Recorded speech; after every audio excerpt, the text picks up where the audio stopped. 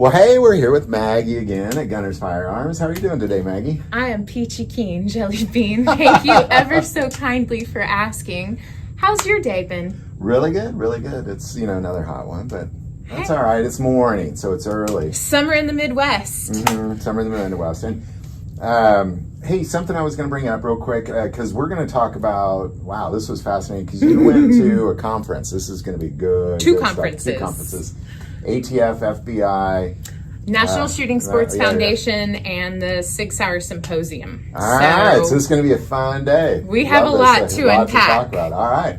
Okay, so the first conference that I went to a few weeks back was put on by the National Shooting Sports Foundation in conjunction with local ATF and an FBI liaison for the NICS system, National Instant Criminal Check System, the background checks, right?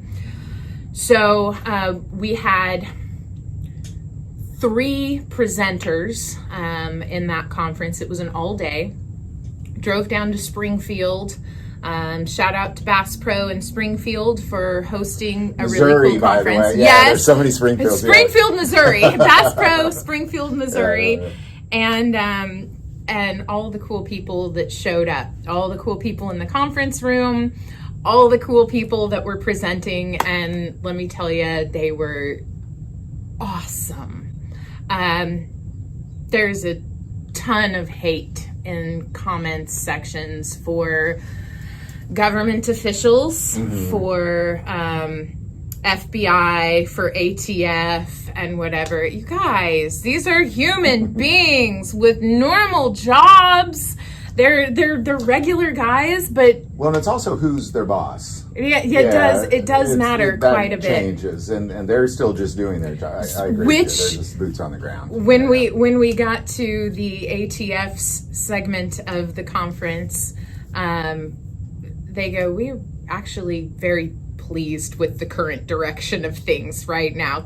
We can't talk about it, but please know that we're happy so far." I kind of, part of me suspected that. They didn't that like the boots on the ground probably didn't like the past. And I will tell all of you all that are just thinking that, only these bad things, these no-knock search and seizures and everything.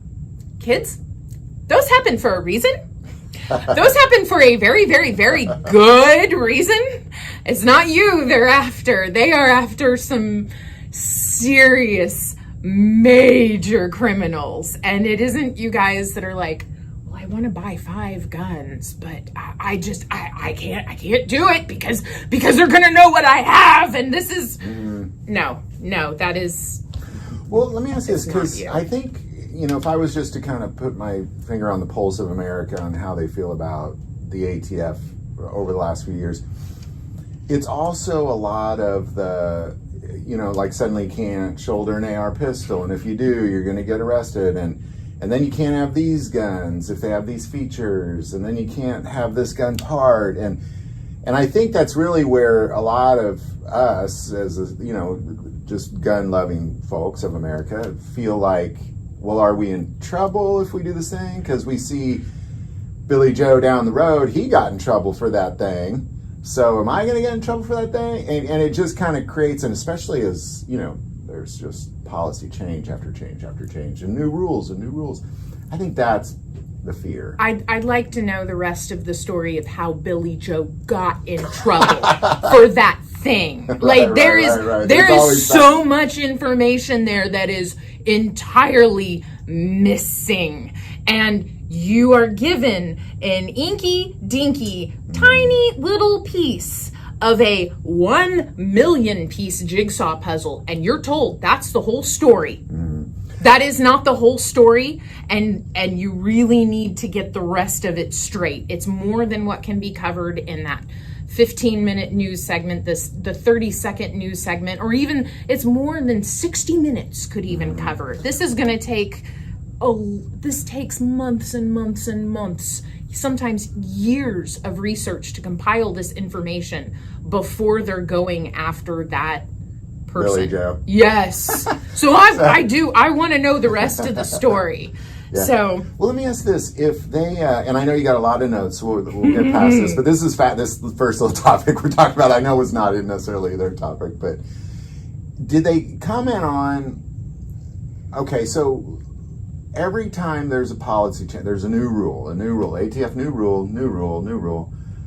How do they ever comment kind of how that affects them? You know, let's go to the shouldering the AR. Like, you can't. Now you can again. Now you can't again. Like, how?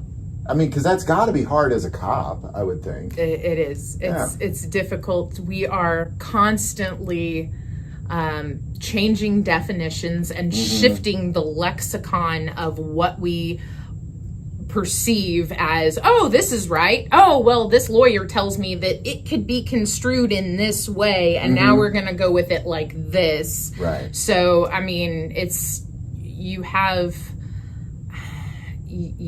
constantly shifting definitions, revisions, and of amendments and constitutional rights on things, and Did anybody comment? I know you can't mention names. You already said that you can't say names. But did anybody mention kind of how that affects them? Like, is that did it come up or anything? They don't like it at all. They do not care for it at all. I know you guys are really awesome.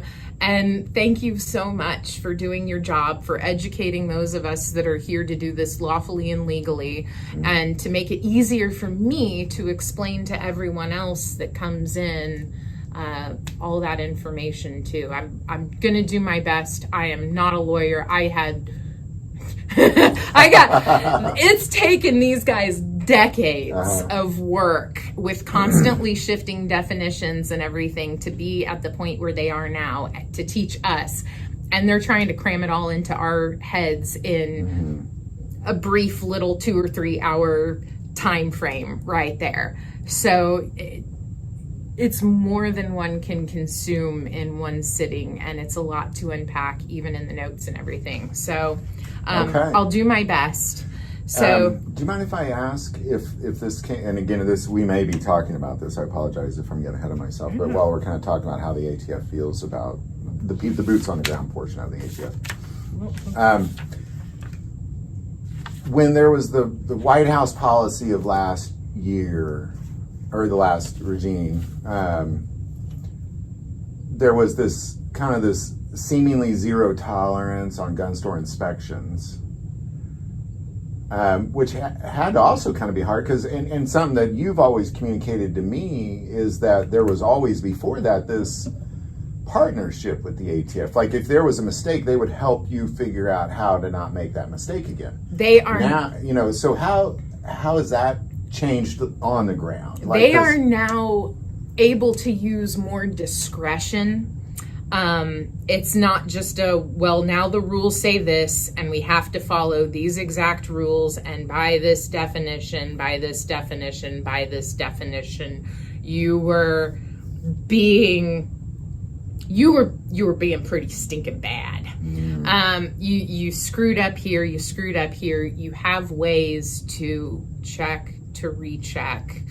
And there was an acceptable margin of error, but during that zero tolerance policy, that acceptable margin of error became even slimmer. And so a lot of people with FFLs lost their license for things that would have been just a minor infraction and a checkup later in a set number of months to come back and say, hey, we're back. Let's see how you've been doing since we've been gone. We left you all this information. Please call us, contact us if you need anything. And if you have any questions, if you need any help, here's our number. Please call us. Here's our email. Please let us know. And we are doing our best to help you on this. And a lot of people have it in their heads that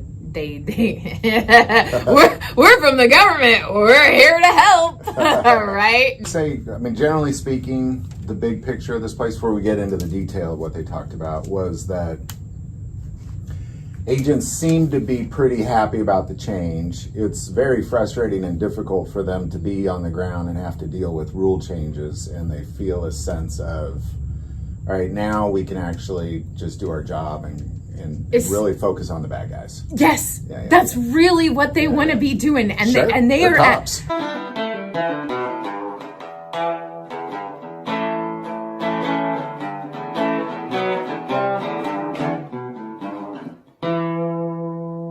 Real quick, if you want to try this, we were talking about this. This is a drink my friend made. It's Trinidad scorpion peppers. I just curious what you think, because you like hot stuff, don't you? I like hot stuff. I get some weird looks when I tell people that I put cayenne pepper in my coffee. Oh, really? That is kind of strange. Thank you. No, so it started out with cayenne pepper and cinnamon and hot chocolate. And it kind of snowballed from there. And now I like the spicy.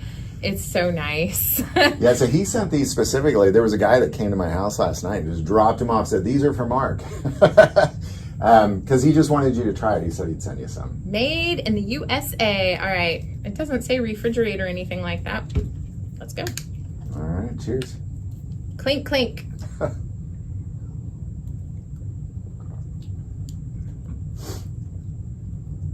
I like that he actually puts a warning on here. Do not consume if you're sensitive to spicy foods, allergic to peppers or capsaicin, or are pregnant or have medical conditions. Please seek medical assistance should you experience difficulty breathing, fainting, or extended nausea. Uh-oh. I like this. It's pretty good. I like it too. I couldn't eat a Trinidad scorpion pepper, so I think this is a reasonable alternative. I don't do like... I don't do this. I won't eat the peppers like directly. If when they're cooked in something, yeah.